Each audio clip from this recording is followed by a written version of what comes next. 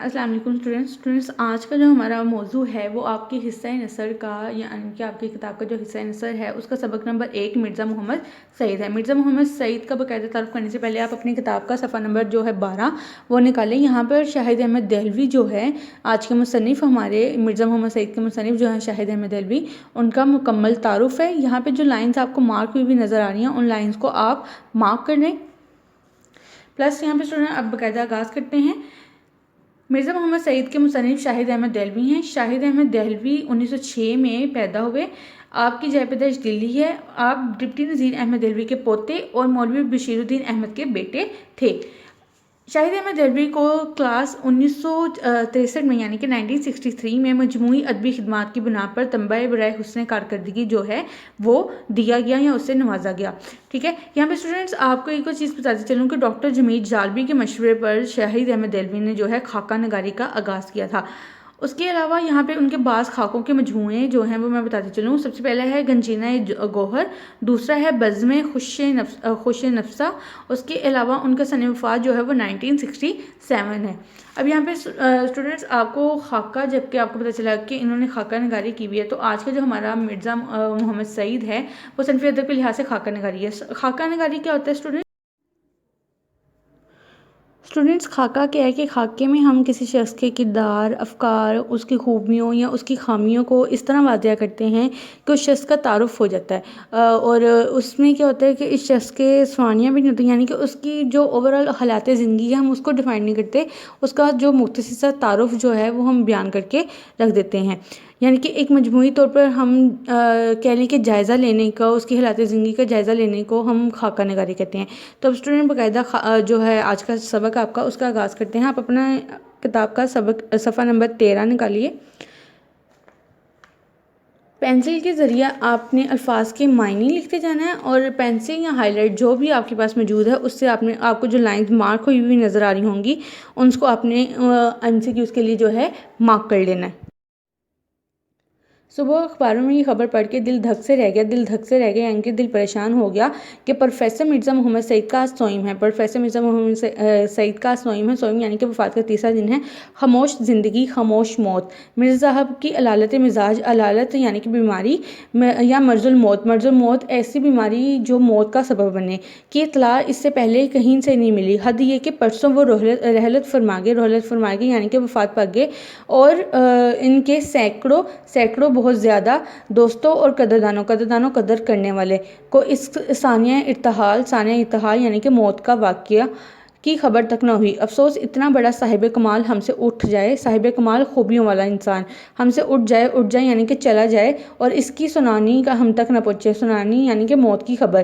कितने बेखबर हैं हम लोग। जिंदा कौमों का ये शुआर नहीं होता, शुआर यानी कि रवैया नहीं होता कि वो अपने अहले कमाल से गाफिल हो जाएं। अहले कमाल से मुराद यानी कि खूबियों वाले लोग। ऐसी गफलत मुजरमाना होती है। गफलत मुजरमाना यानी कि ऐसी गफलत जो जुर्म का सबब बने या बायस बने। शायद ये हमारी गफलत ही की सज़ा है कि मिर्ज़ा साहब को यूँ एकाएकी यानी कि अचानक हमसे छीन लिया गया। आलिम की मौत आलम की मौत होती है। आलिम यानी कि जानने वाला और आलम यानी कि दुनिया। अभी हमको इसका अंदाज़ा नहीं हो सकता कि मिर्ज़ा साहब के रुखसत हो जाने से हमारा क्या नुकसान, इतना बड़ा नुकसान हो गया है। अब इनकी अदम मौजूदगी यानी कि गैर मौजूदगी रह रहकर हमें इनकी याद दिलाएगी और वक्त के साथ उनकी जुदाई का घाव भरता जाएगा। घाव यानी कि गहरा ज़ख्म। मिर्ज़ा साहब बहुत ही खामोश काम करने वालों में से थे, यानी इतने खामोश कि खुद उनके ज़माने के अक्सर लोग भी इनके इल्मी और अदबी कारनामों से वाकिफ़ नहीं हुए। दरअसल ख़ुद मिर्ज़ा साहब शोहरत से घबराते थे और पब्लिक प्लेटफॉर्म पर आना पसंद नहीं करते थे। काम करते थे सताइश यानी कि तारीफ़ की तमन्ना और सिले की परवाह से बेनियाज होकर। तमन्ना आरज़ू और सिला यानी कि बदला। काम करते थे अपनी तस्कीन के लिए, तस्कीन खुशी या तसल्ली के लिए। काम करते थे इसलिए कि इन्हें काम करना होता था। फरमाइशी काम उन्होंने सारी उम्र नहीं किए।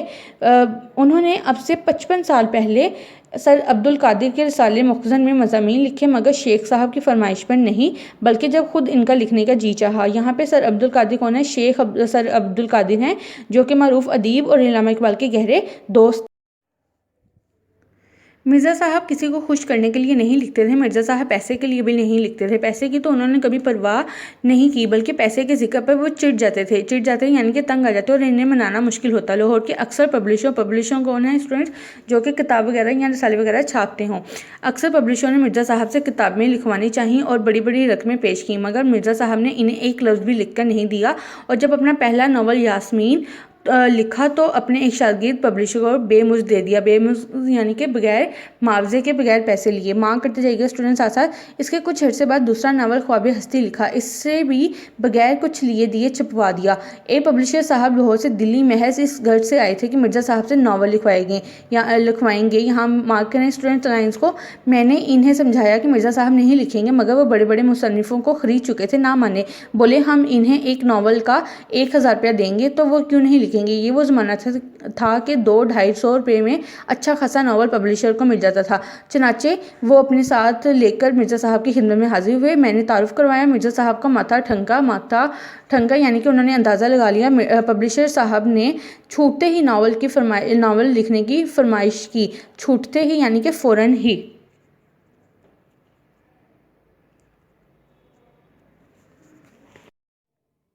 मिर्ज़ा साहब बड़े ठंडे मिजाज के आदमी थे। बोले आप मेरे नावल के 5000 रुपये देंगे, 10,000 देंगे, मुझे ये मंजूर नहीं कि जो काम कर रहा हूँ इसे छोड़कर आपके लिए नावल लिखूँ। 5-10 हज़ार की बात सुनकर पब्लिशर साहब की सीटी गुम हो गई और 2-4 मिनट पहलू बदल कर रुखसत चाहिए।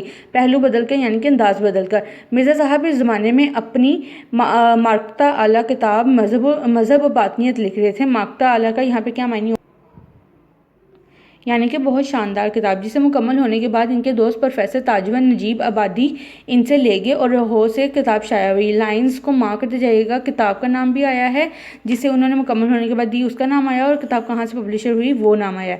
मिर्ज़ा साहब का सिर्फ यही एक इल्मी कारनामा है, मगर ऐसे कारनामे की उर्दू की अगर 100 उम्दा किताबें छांटी जाएँ तो इनमें मज़हब व बातनियत को ज़रूर शरीक करना पड़ेगा। मिर्ज़ा साहब दिल्ली के शुरफा के एक मतमूल क्या होता है स्टूडेंट्स, मतमूल यानी कि अमीर, और अमीर ख़ानदान के चश्मे शराब थे। चश्मे शराब बेटे तराहन बैरम खान से आगे बढ़कर एक रास्ता सीधे हाथ को मुड़ जाता है और इसी के नुक्कड़ पर मिर्ज़ा साहब का आबाई मकान था। इसी इलाके में सर सैयद अहमद खान का कदीम मकाम था। यहाँ पे स्टूडेंट्स आपको जो लाइन ये ब्रैकेट में 1-2 लिखा आ रहा है, आप अगर बुक के सबसे लास्ट पे देखो तो यहाँ पे उन 1-2 जो नंबरिंग है उसकी बाकायदा जो है तफसील दी गई है। ठीक हो गया स्टूडेंट्स, आपको अपनी बुक्स पर जो है वो नज़र आ रहा होगा बाकायदा। सर सैयद से भी मिर्ज़ा साहब की अजीज़दारी थी। अजीज़दारी यानी कि रिश्तेदारी थी। और मुंशी ज़काउल्लाह से भी इनकी कराबतदारी थी। कराबतदारी यानी कि करीबी ताल्लुकात थे। 50-60 साल पहले दिल्ली के मुसलमान शरफा में अंग्रेज़ी तालीम को अच्छी नज़रों से नहीं देखा जाता था, मगर सर सैयद ने मुसलमानों के इस गलत नज़रिए की बहुत कुछ इस्लाह कर दी। इसी ज़माने में दिल्ली के 2 नौजवानों ने आला तालीम हासिल करने के लिए इल्मी हलकों में नमूद हासिल की यानी कि शोहरत पाई। एक प्रोफेसर मुश्ताक अहमद ज़ाहिदी थे और दूसरे प्रोफेसर मिर्ज़ा मोहम्मद सईद। मार्क करते जाइएगा स्टूडेंट्स आसान लाइंस को। मिर्ज़ा मोहम्मद सईद ने इस सदी के आगाज़ में लाहौर के गवर्नमेंट कॉलेज में तालीम हासिल की। इनके उस्तादों में इल्लामा इकबाल भी थे, जिनसे इनके मुखलिसाना ताल्लुकात के होते यानी कि मोहब्बत बड़े ताल्लुकात। अंग्रेज़ी अदबियात में एमए की सनद लेने के बाद मिर्ज़ा साहब ने 1906 से 1907 में 2 साल अलीगढ़ में पढ़ाया। इसके बाद गवर्नमेंट कॉलेज लाहौर ही में अंग्रेज़ी के प्रोफेसर हो गए। पंजाब के बेशतर आला ओहदेदार मिर्ज़ा साहब के शागिर्द थे। पतरस और ताज ने भी, यहाँ पे स्टूडेंट आप देख रहे हैं कि 1 से 5 तक की डिजिट्स हैं, 1 से 5 तक के हमने ऊपर ब्लॉक्स में पढ़ा है, उनकी मुकम्मल तफसील आपको यहाँ नीचे जो है वो नज़र आ रही होगी। पतरस और ताज ने मिर्ज़ा साहब से इक्तसाब इल्म किया यानी कि इल्म हासिल किया। बाद में पतरस खुद अंग्रेज़ी के प्रोफेसर हो गए, मगर अपनी गैर मामूली काबिलियत और जहानत के बावजूद बहुत ज़्यादा मिर्ज़ा साहब की इल्मियत क्या है कि बहुत ज़्यादा इल्म होना कि आगे अपने आप को हीच समझते थे यानी कि कमतर समझते थे। मैंने बार बार पतरस को मिर्ज़ा साहब की खिदमत में हाजिर होते देखा है। पतरस को मैंने किसी और का इतना अदब एहतराम करते नहीं देखा, यहाँ तक कि वसराए हिंद का। पतरस के सिलसिले में 2 एक दिलचस्प वाक़या याद आ गए। पतरस ऑल इंडिया रेडियो के डायरेक्टर जनरल हो गए थे, मगर पुराने दोस्तों से रस्म व राह में भी ज़रा फ़र्क नहीं लाते थे। रस्म व राह यानी कि ताल्लुकात में मिर्ज़ा साहब को उन्होंने किसी न किसी तरह आमादा कर लिया था कि रेडियो से कभी कभी तकरीर नशर दो एक तकरीरों के बाद मिर्ज़ा साहब का कॉन्ट्रैक्ट वापस करने शुरू कर दिए। शुदा यानी कि होते होते शुदा बात पतरस तक पहुंची। वह हाजिर होकर वजह दरियाफ्त की यानी कि वजह पूछी। मिर्ज़ा साहब ने फरमाया, तुम्हें इस्लाह देने के बाद मुझे ये मंजूर नहीं कि तुम्हारे शागिर्द मुझे इस्लाह दें। पतरस ने बड़ी माजरत की, मगर मिर्ज़ा साहब आइंदा नशर करने के लिए आमादा नहीं हुए। अगले दिन दफ्तर में क़यामत आ गई। पूरे स्टाफ को जमा करके उन्होंने ब्रॉडकास्टिंग के होते स्टूडेंट प्रोग्राम को नशर करना, ब्रॉडकास्टिंग के हुस्न इखलाक पर एक तवील लेक्चर दिया हुस्न इखलाक यानी कि अच्छे इखलाक पर। बात तो खुल ही गई थी। स्टेशन डायरेक्टर ने तकरीरों के इंचार्ज को बुला के कहा, अगर अपनी खैर चाहते हो तो मिर्ज़ा साहब को मना कर लाओ। इसको मालूम नहीं था कि मिर्ज़ा साहब पतरस के उस्ताद हैं। हस्ब दस्तूर यानी कि असूल के मुताबिक अपनी कार्रवाई दिखाने के लिए इसने इनके मसूदे में से एक फ़िक्र मसूदा किया। हाथ से जो लिखी हुई कलमी तहरीर होती है वो एक दो फ़िक्रे निकाल दिए थे। इन फ़िक्रों का निकालना इसका नौकरी से निकाले जाने का पेशे खैमा था। पेशे खैमा हो गया यानी कि बाल बच्चे भूखे मरेंगे और आपको दुआएं देंगे। मिर्ज़ा साहब के कान खड़े हुए यानी कि तौबा कर लियो। बोले, ये तो मैं नहीं चाहता। इसने कहा, अगर आप ये नहीं चाहते तो इस कॉन्ट्रैक्ट पर दस्तखत कर दीजिए। मिर्ज़ा साहब ने फ़ौरन दस्तखत कर दिए। जंग के ज़माने में हुस्न इत्तेफाक से दिल्ली में लाहौर के बेशतर अदीब और शायर रेडियो में या दूसरे सरकारी महकमों में जमा हो गए थे। पतरस की तहरीक पर एक महदूद अदबी हल्का कायम किया गया। अदबी हल्का क्या होता है स्टूडेंट?